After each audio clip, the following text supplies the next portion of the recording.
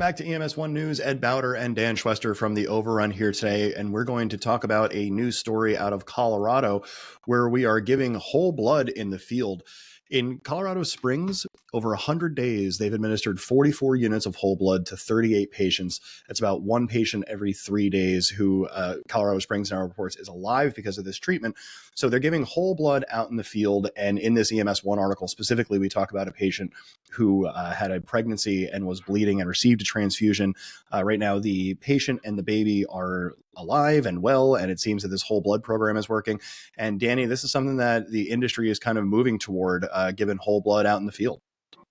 Yeah, definitely, Ed. This is a really exciting development. In the last few years, it seems that the whole blood programs have skyrocketed around the country.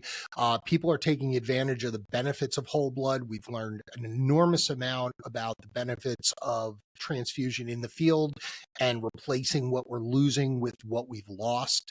The studies are really showing a benefit, and interestingly enough, the things that you would think like waste and logistics seem to be not a factor as much as you would think in these programs, because they've managed to engage all the stakeholders, the blood banks, the hospitals, the EMS agencies, and even in some cases civilians, to donate blood toward the program.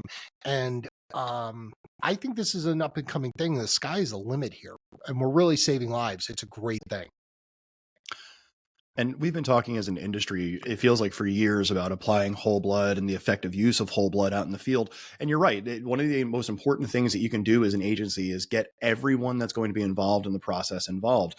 In Colorado Springs, they have worked to put whole blood out in the trucks. And we see that at least after the first 100 days, there's really good results. They have tangible improved outcomes from this actual treatment. So it seems to me we have these questions of like, do we give whole blood? How do we carry it? What are the logistics? What's the expense?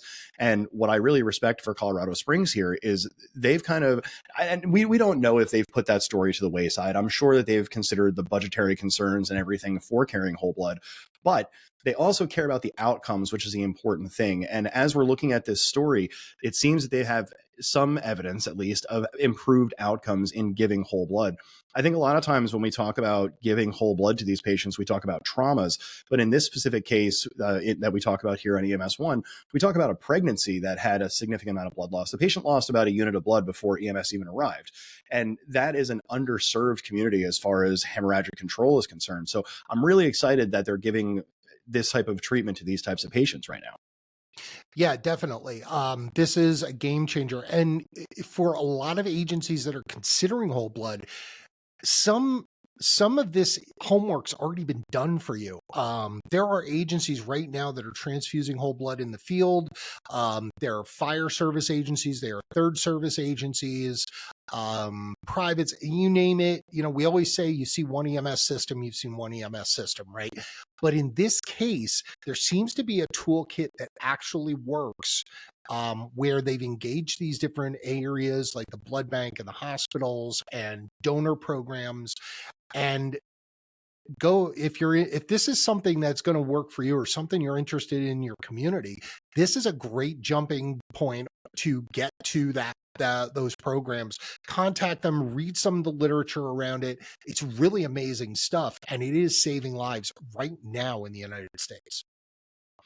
And for years, there's been really good data that came out of Colorado. Chris Caldwell is in a different system now, but he ran out of Denver and had a lot of good information coming out of Denver.